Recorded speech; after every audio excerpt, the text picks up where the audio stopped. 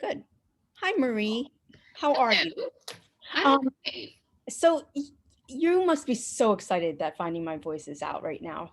What do you think about your baby being out again?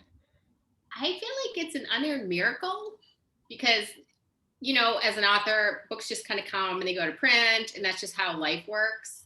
And since it went out of print the first time, probably when it was about 10 years old, and then it suddenly come back, I'm just kind of excited and weirded out. And then I've also realized that I want to try to keep this attitude for everything because since I had no expectations since it came back, every time something good happens to the book, I'm so excited as opposed to being, oh, how come this didn't happen or this didn't happen? Now I'm just completely, wow, this is kind of crazy that it's out again. It's 28 years old and people still seem to want to read it. So Well, it's a wonderful, wonderful book. I think I've told you a million times before, but I every time I read it, it's just so moving. And I think it's not just a generational thing. I think every generation needs to read this book because it's so relevant, especially now. Can you talk a little bit about some of the themes in the book that really percolate into our lives now? well, what's funny is I didn't start writing the book as necessarily like, oh, I'm going to write this big Asian American book about identity. I started writing it in college, and part of it was I actually just wanted to write about this time in my life in high school and what it was like growing up in the Midwest in a small town. And it kind of wasn't until, my boyfriend turned husband Carl later was reading a chapter of it and thought, oh, that's good, but like, why are all the characters white? And at the time, I was sort of feeling like, well, make it universal, I'm just going to have like all this white character. So then he said, well, why don't you just try having the character be Korean American for change? And that's what was funny is kind of broke the whole thing open is when she was Korean American, it was no longer just a sort of, I don't know, fun YA book. There were other things that had to happen because she wasn't white.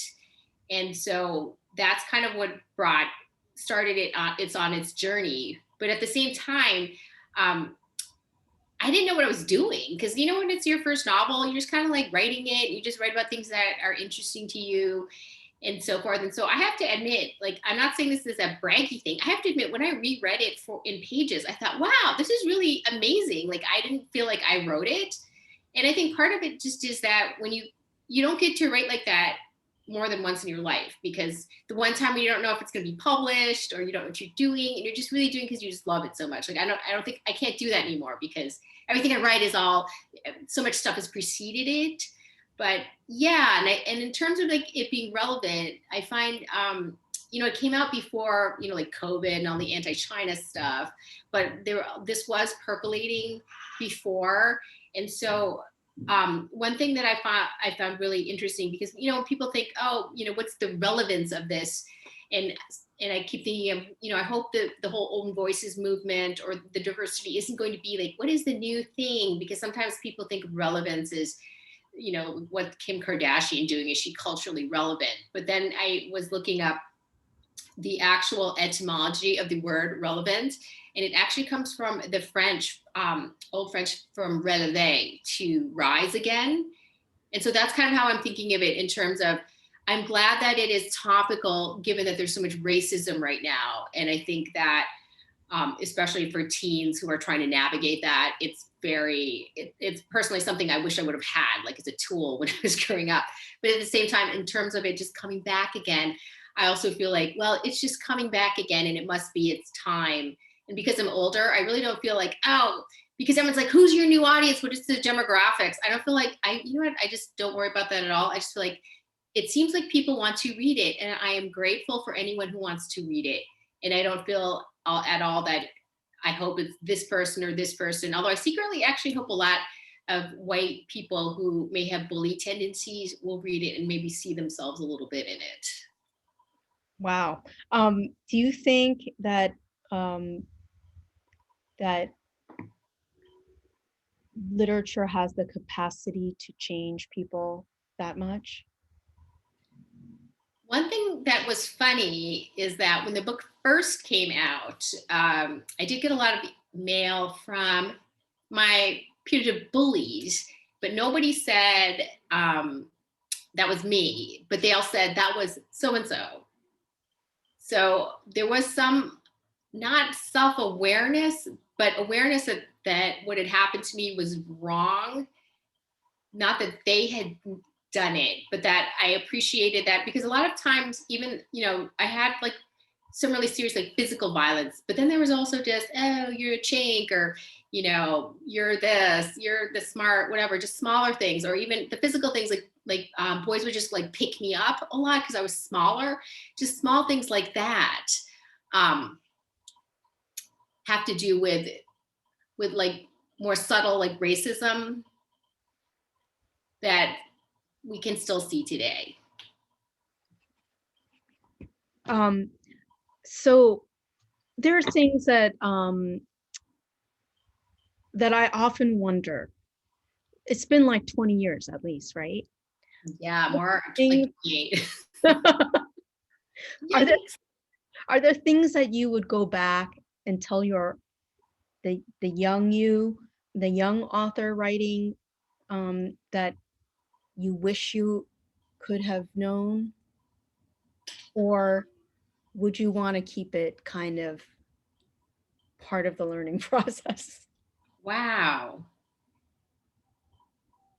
I think I would have told myself to enjoy the process more, in terms of it took so long to sell it. And I just kind of felt, I just spent so much time with anxiety. Um, and actually, you were actually part of this part. So when my agent was trying to send it out, we very quickly got a lot of no's. And half of them really were, oh, we had a book about Asia last year. We had a book about Cambodia about elephants. And, be some white lady wrote it, because this is, there wasn't a book like this that they could compare it to, especially like a book about race where someone's being called a chink. So there's like, we have this already, or it's uncomfortable, we don't want to talk about it. So they, right as we were starting to run out, this really famous editor really liked the book, but she said, you've written it in first person present tense, and that's just not good. That's not how it should be in third person. And so I tried rewriting it because I thought, she's an editor, she knows what she's doing. And then it just felt wrong. So I did end up saying, no, let's not do this. And my agent was just sort of, we only have one more place, so just know that. But at the time, I just felt really, it was such a weird thing, because, when you don't know what you're doing, you're like, well, the editor is going to know, she's really famous, she's just published all these famous authors. But I just felt in my heart, and also like when I looked at it, I was like, no, I want the reader to feel what it's like being called a name. So it has to be in a stupid first person present tense, because that's the most immediate. So my agent said, we only have one house left, and we've had it for a month. And actually, you and I are actually hanging out together, because I was, when my agent told me that, we were on vacation, and I think it was like Memorial Weekend or something. And I was also contemplating, wow, I have not worked at my investment banking job now for 2 years. I was still freelancing, but not, I was just kind of fading out of the finance world. And I remember my mother-in-law saying, so if this doesn't work out, what are you going to do? And I just remember thinking to myself, you know what? I have no plan B. There is no plan B. I just thought, I don't know what I'm going to do. And that was just such a bad moment in my life, because I just thought, I can't go back to working in Wall Street. The whole reason I was working on Wall Street is so I could be a writer. So I had no idea what I wanted to do. And then, of course, a month later, I get the call that they did take it.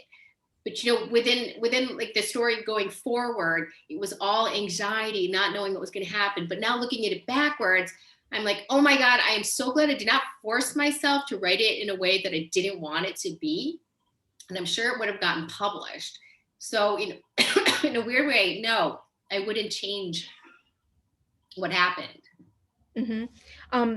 You know how you're saying you need to stick to it sometimes. Like how do you know when to do that and when not to do that? Sorry, I'm drinking like this ginger tea and it's very spicy. That's the thing, is you don't know. And I feel like this now with the thing that I'm working on. And Mhm. the sad thing is, I think it's just like, if it's that important, you'll know, or at least you hope you will, because when I'm looking back on it, I wanted to get published so badly. I was trying to get like a Sweet Valley High manuscript published. Like I was just like sending stuff out and just being so desperate. Like I just wanted it so much. Yet there was this line that I couldn't cross. And the funny thing about the Sweet Valley High thing too is that um, I guess there is maybe something that's not conscious for me, but there is a certain thing where I do things the way I will do them. Because Carl says that, don't you remember when they rejected it? They said, you didn't follow the formula. And they wrote me this really mean rejection letter about all the ways I had messed it up. And I was just realizing that's just what I do. Like, unfortunately, I couldn't even force myself to write this formulaic thing. So I'm kind of, the book's original title was not Finding My Voice. It was actually called Greetings from Arkin, Minnesota.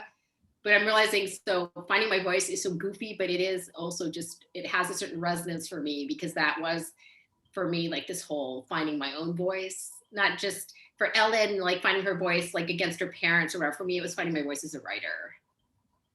Yeah, actually, that leads right into the next question. And it's a question that I'm sure you get asked every single time you read, but it's one that I think that non-writers always wonder about. And in that way, it's kind of justified. Like how how much of I mean, it's fiction, obviously, right? We all know it's fiction, but is there you in the protagonist? I mean, how much, if so, how much of Ellen is you, and how much is just fiction? Um, well, first, James Baldwin said that everybody's first novel is super autobiographical because the author has so much to get off their chest. So I would put that there.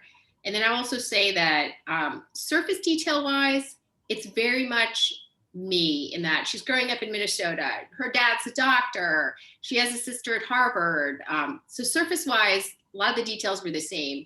But although a lot of them were just little tongue in cheek things, like my sister is actually younger and not bossy like the girl in the book.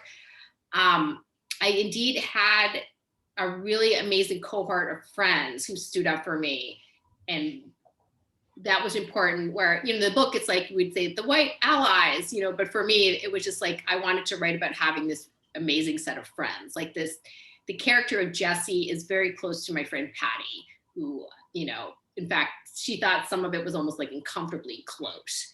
So that's autobiographical in that way. And I would say like the bullies are easily like it's composite, like just composite bully. But like so my adult novel is about rural hospital closures and this immigrant dad who's like in his late 70s going back to North Korea. But in its own weird way, that book is very emotionally autobiographical, even though surface wise, I'm not a doctor, da da da. That one might be more emotionally autobiographical than the Ellen, where Ellen was more someone who's very much like me, that I would set off into a journey, like a Homeric journey. And so I knew a lot about how she felt, but that was definitely not me. Like Ellen is much nicer. There are certain aspects of her personality that were really different. So in a weird way, I think that, yeah, surface wise, it was very autobiographical, but emotionally, there was a lot that I could understand about her, and I was very empathetic with her as a character. But I don't think you could know me by reading that. Yeah. As a verse to that your coming book. Yes. I can't wait. I can't wait. Okay, so some of your book was written when who was president back then? Was it Reagan when it came Um, out? yeah. And yeah, it was right, like Yeah.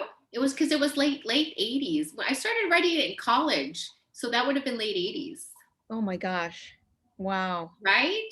Yeah. Yeah, no wonder. Like a lot of the sentiment now, like I remember back then it was everything was about melting pot, but really what melting pot meant was becoming like everyone else or trying to become like everyone else, right? Um, and you see so much of this the same mentality in finding my voice. What's strange to me is that I grew up here or in the suburbs of New York, but I could relate to Ellen so much. Interesting. Yeah, yeah. And I didn't need to be out in Arkin. Okay. Because you know, I think the other big cultural thing that happened like in that time was that Time magazine story of the new Whiz Kids. Did you remember that? Oh There's a yeah, big Time magazine thing about Asian kids being so smart. So I think there was kind of like this melting pot thing, and then so it was kind of you only had the melting pot or the whiz kid thing if you were Asian, or the Calgon lady. Do you know what I'm saying? Algon, take me away. Yeah, the ancient Chinese secret lady. Do you ever see like there were no like ways to be besides those weird ways. Yeah, and no one would let you be outside of those weird ways, right? Oh, absolutely. So, so you finding my voice is a YA writer, but right YA book, but I often think of it in the same vein as The Bluest Eye, because like The Bluest Eye is like YA, right? But it's like not, and I kind of feel that way about finding my voice because it's not actually. I mean, yes, it's good for young people to read, but I actually don't think of it as YA. It just seems like if I was going to put it next to a book in my bookshelf, it would be actually my version of The Blue Side Drowned in my house flood. But if it was to be on my bookshelf next to a book, it would be that one, right? And just because it has that same under like undertone of like oppression, I guess, basically, when it comes down to it, except that the characters are so different. Ellen actually is so much stronger than any Asian person I know, even when I was growing up. I mean, Right. there were several of us in my year, but if someone said something to someone else, no one said anything. Like it just Right. would go by. Well, that's I appreciate that. I kind of felt also I didn't necessarily think it was a YA book either. And part of it is, you know, when you're a certain age, you kind of write about the age that you just left.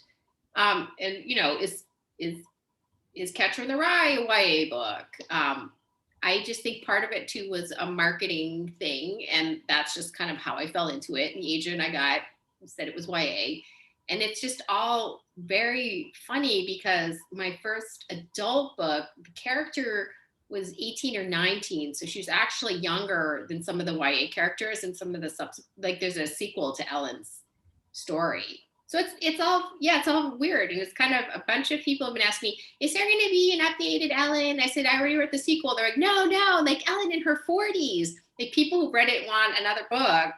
So yeah, maybe it is like YA is somewhat of a limiting like label for it.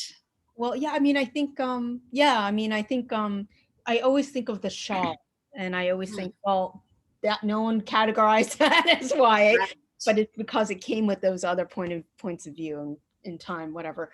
But no. Okay, so what are some of the things that you um have done and feel like, okay, so I'm moving on to new territory, like what is your next step outside of this current book coming up? Oh, well, you know what? Why don't you talk about this current book? Yeah, it the current book is it's taken over a decade, partly because um it started out as an 800-page sort of pan to Middlemarch, where it was actually about the son of this immigrant guy and how he was going to monetize his OBGYN practice at the Mall of America. And a lot of it was about capitalism, and it was very funny. His name is Einstein, and it was just kind of more of a big social novel. But then after the election, it just kind of so much gas went out of it, partly because um, you can't have satire without excess. And then we were just having too much excess all the time. And then part of it too was actually seeing how anti-Asian a lot of people were from my hometown. including someone who very proudly displayed their bumper sticker on Facebook. And it was all about, this is when Trump was really into nuking North Korea. And they had this like nuke North Korea, North Koreans kind of bumper sticker, for which, you know, both my parents were North Koreans, for which I thought, this seems like the dumbest reason to write a book. But then I kind of wanted to make the older guy's story the center, as if people need to be taught that North Koreans are actually humans, not just people you want to wish genocide and nuclear holocaust on.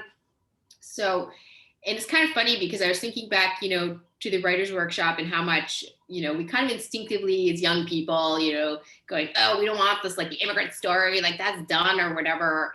But I've just realized now that I'm older that, you know what, the story's got to be what it's going to be. And you have like certain ideas, like I gotta do this big social novel or whatever. But so just bit by bit, like young man, the immigrant, has taken over the novel. And so it's really become a novel about rural hospital closures, which forces his retirement and then what happens to him.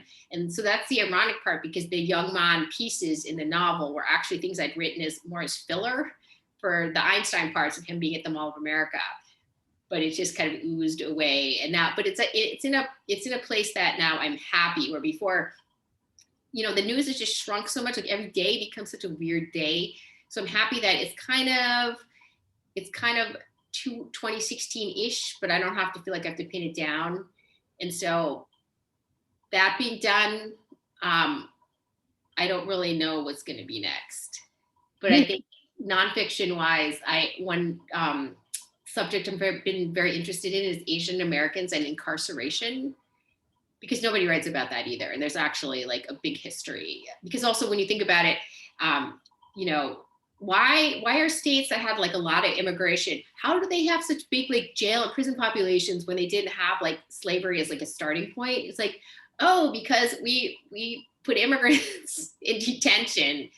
And so that's just a new subject that I'm really interested in, but I might end up doing more of it in nonfiction.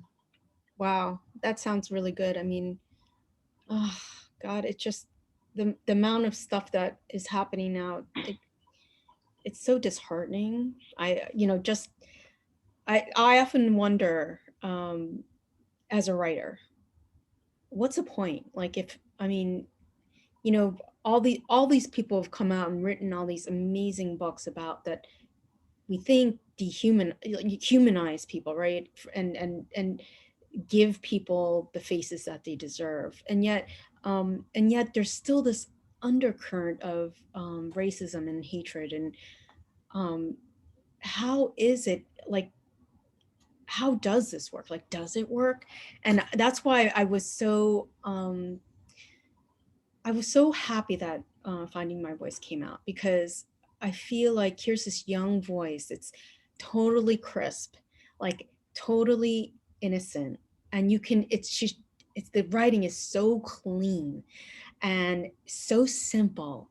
And it's like there's nothing muddying the waters, right? It's just so honest and pure. And in a time where people are going, no, that Asians don't have racism. I mean, that's like Black people, or like, you know, like it's like, yeah, Asians are part of this equation, believe it or not, you know. And if only we could get groups to work together more. That's the part that is just killer. How do you feel, you know, the scene where you have Ellen speaking with her father?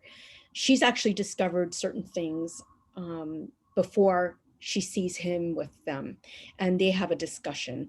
Can you talk about those scenes?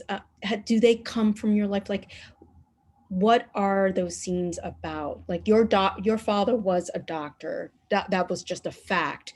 But how much of the history and stuff did you put in from your own family? And what do you think?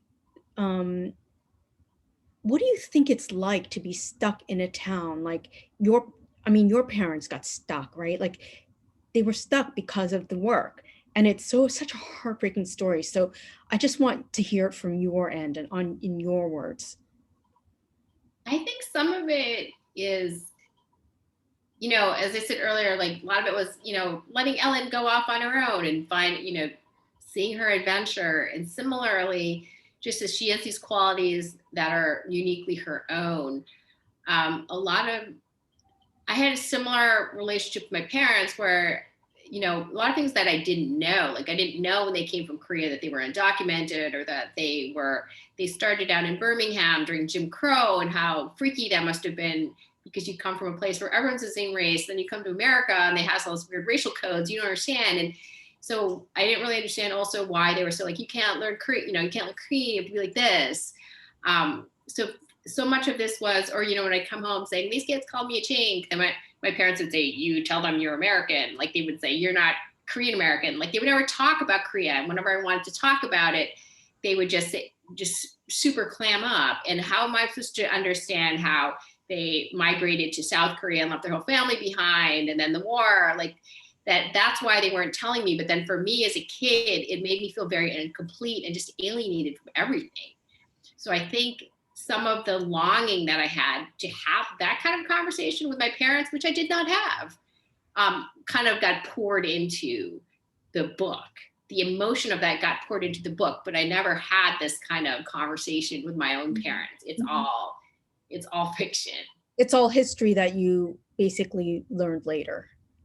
Yes, it's history that I learned later, and it's kind of things that I kind of pulled together by spying on them to some degree. Like, for instance, when I'd ask my dad, well, did you ride in the front of the bus or the back of the bus?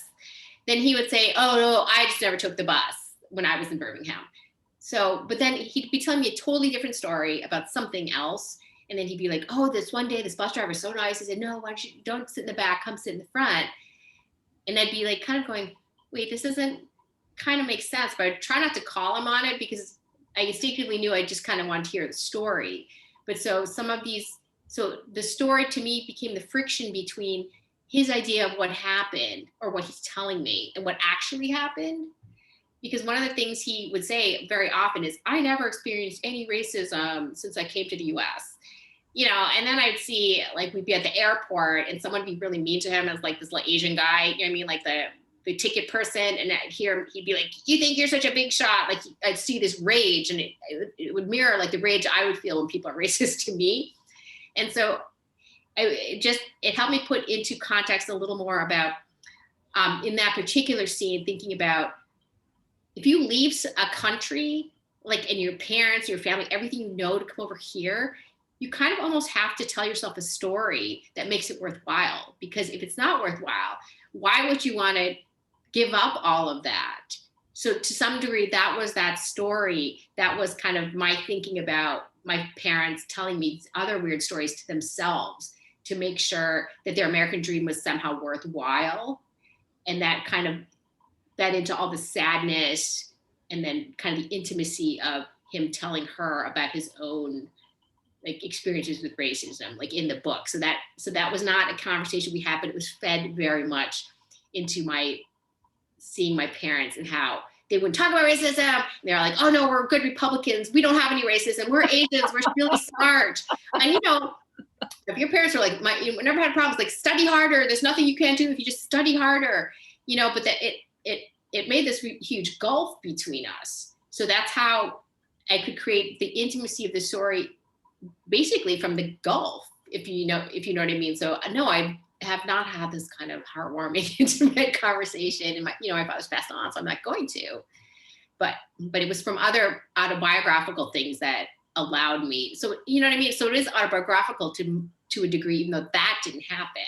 It's very emotionally autobiographical. Wow, that's wonderful. That scene is just so beautiful. It's really, really beautiful. So I don't want to keep you forever, but I want to talk a little bit about the violence. At the end, the ending is really violent. And yes, it happens, to people.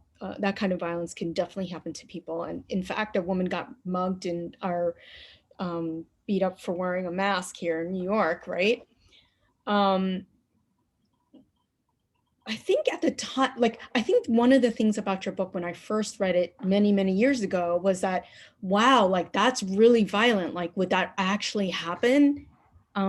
Because like I felt maybe a little safer. And now I feel like a little more like I'm more realistic, like I see things more realistically. Um, how do you, how did you determine that that was going to be the final incident? Um, well, that's what's funny because now if I went back and be like, I want to be a writer and I want to get published, I'm kind of like, wow, why would I put something like that in there? That's so shocking. And then one of my other books is also similarly violent because actually Carl's always like, how come like you always have some weirdly violent thing? And again, now I'm just realizing one thing that people don't acknowledge is violence against Asian Americans. We're like, oh no, we're the minority. We never, like, no one ever does anything bad. And I'm kind of even thinking of that pretty famous case where the Japanese guy who's the violinist got beaten up in the subway. He was beaten and people are yelling China virus at him. And the police, and they have it all on camera, the police have not pursued it as a hate crime, nor has this become this big media thing. I mean, it was in the local New York Times, but it's sort of like this Asian guy is beaten up by people yelling China virus at him, and no one's like, oh my God. Or when my colleague David Henry Wong got stabbed, this was a time when actually a lot of people were like randomly like stabbing Asians, but they also did not pursue it as a hate crime. So one of the things is that the idea that this doesn't happen. No, because of racism, it happens a lot.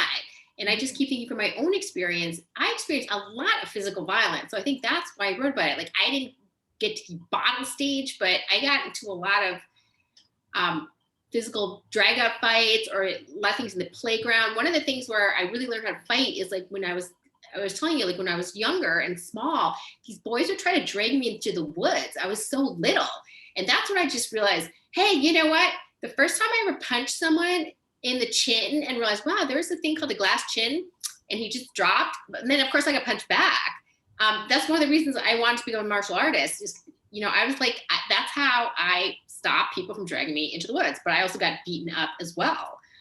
When I was little, a kid pushed me against the metal monkey bars, and I bashed my head open. And I recall the principal screaming at him for doing that, but she never screamed at him for calling me chink while he was doing that. So I think at least internally, I feel like there is a need for me to also equate racism with physical violence, and that, do you know what I mean? So it's not like, oh, I'm writing this Asian American book about this, but I think there is a facet of that is something that I experienced, and I know other people have experienced, and that is kind of part and parcel with what comes with anti-Asian racism. Mm-hmm, mm-hmm. So yeah, there is it. I agree with that one. The ironic thing is my parents would not let me take karate. In fact, I went to like one class in our library and I loved it so much. And I was the only kid. It was just so crazy. It stunk really bad because everyone was really sweaty, but they thought it was too Asian. You know what I mean? I could see them doing that, like, I can't do that, it's too Asian. So it wasn't until I was like in my late 20s that I got a black belt in Taekwondo. And it's kind of, but so much of it is like triggering, and so much of it has gone back to needing to defend myself, like physically from bullies. Can you just talk about that for a minute, about your parents not wanting you to, like, I think that's the opposite of what people have in their mind about what people Right. want to do. So can you talk about why, like what was going through their minds, you think? And I think the first thing was I was like, oh my God, I got there's karate class, because I was at the library all the time, so there was a little notice, like karate class in the basement at like 5 o'clock or whatever. So I begged them to take me, and they did that one time. And partly it was probably because I begged them too. It was at the library, so it probably seemed somewhat quasi-educational. So when I went to go again, they were like, no, you don't do that. And it was pretty clear. It's like, that's too chinky. Which also, but it did not dissuade me. I am very persistent. If nothing else, I did get like a mail order course. Learn, teach yourself martial arts.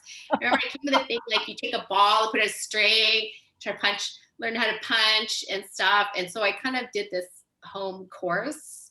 I was very into it, but I know it was very much similarly, when we were first in Hibbing, there were no Korean groceries in Minneapolis, like because of the immigration laws, like people didn't come till after 65, so there wasn't even an Asian grocery. But then in probably the later 70s, we would make a yearly trip all the way to Minneapolis to see the one Korean family, and then they would buy like one thing of kimchi, like a little jar, and put it in the fridge. But my father was not allowed to eat it when he was working, and we were not allowed to touch it. So it was so like my parents were so afraid of the stink idea.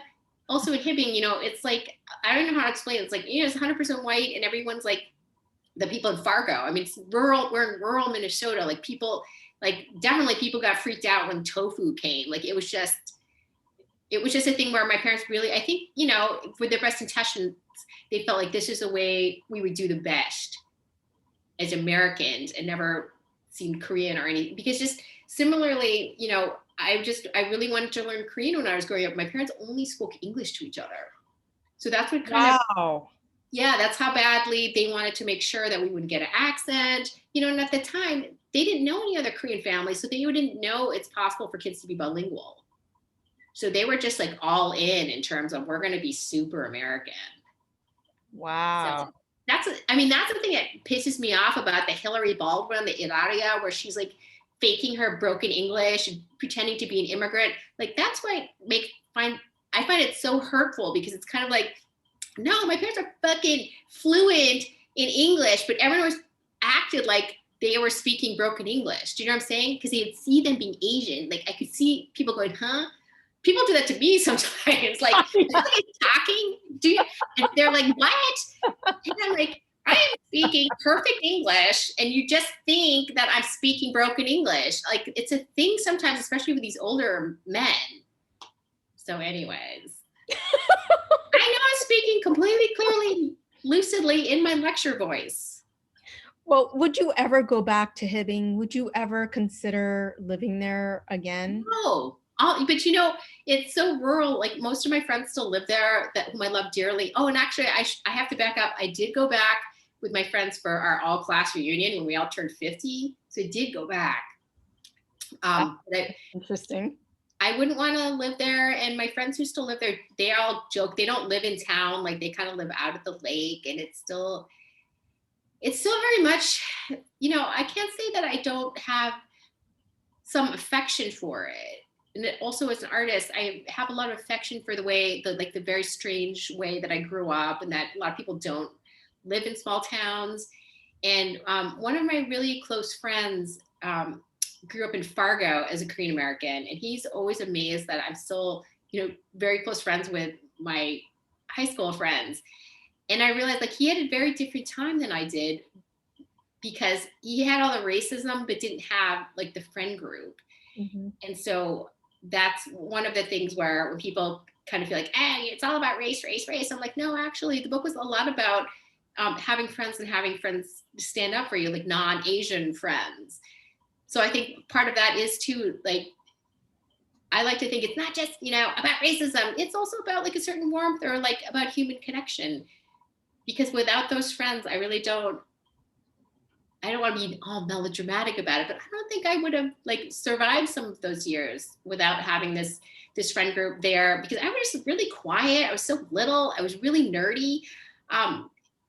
If I, some of my friends literally beat up other people on my behalf. Like if I didn't have these friends, and it's not even just like the physical part. I think it was just the idea that I was worth defending, especially since I had so many teachers who were racist and said racist things to me all the time, that I just had no self-worth at all.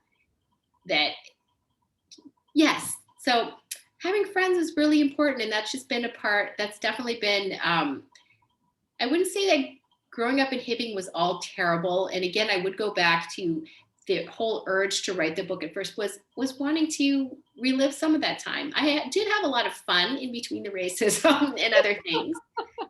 So that's why I hope the book sort of reflects the richness of or being a teenager, and how magical so much of that is when you have your first crush, or you are separating from your parents, you're just trying to find yourself. So I hope that the book also kind of covers that kind of thing. What I also love is there's so much that adults should be reading this book, because there's so much they could really glean from this book, like just the acknowledgement at the end, like where not her boyfriend, but her boyfriend's friend, when he says, I was on the bus and I remembered when that incident happened.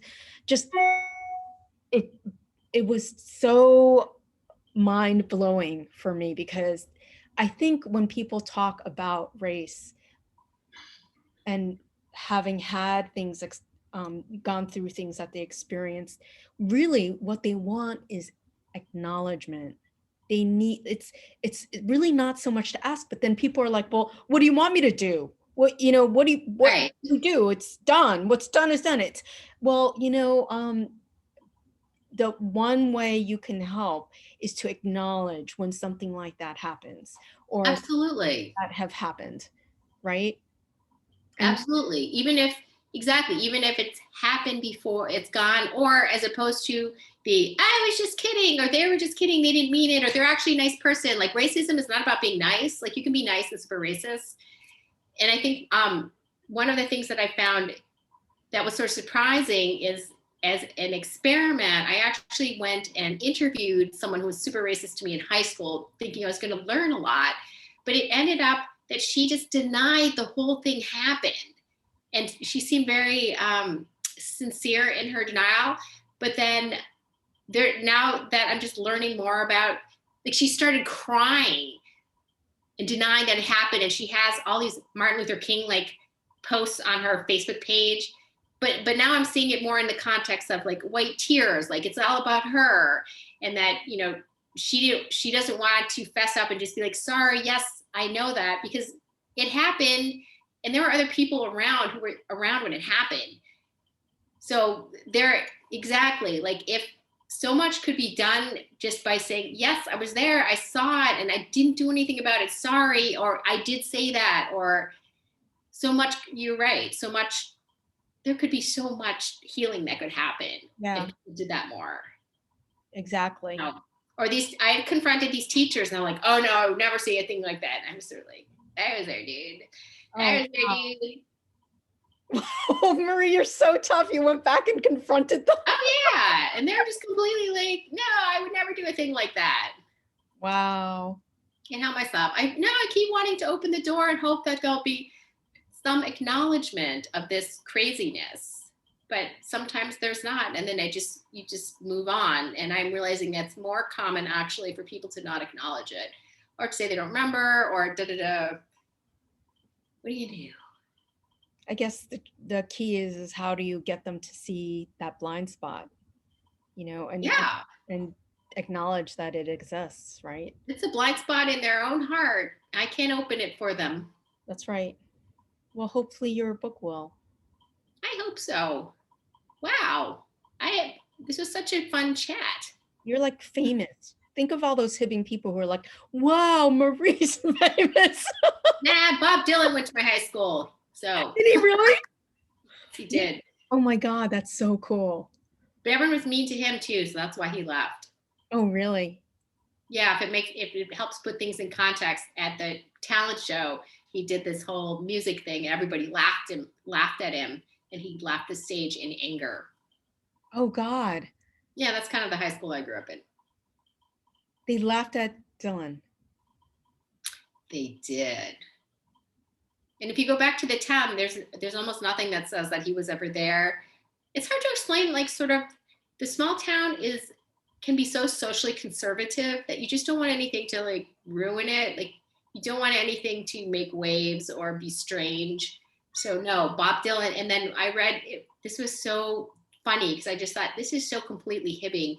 He came back for one of his reunions when he was famous. And I was trying to be cool. I think he might have had a girlfriend who was maybe local. I can't quite remember. So he's trying to drink a beer, but then within, I don't know, like the hour, people are like, you didn't write those songs, you plagiarized them, and there's no way you could have written, like, that's such a hibbing.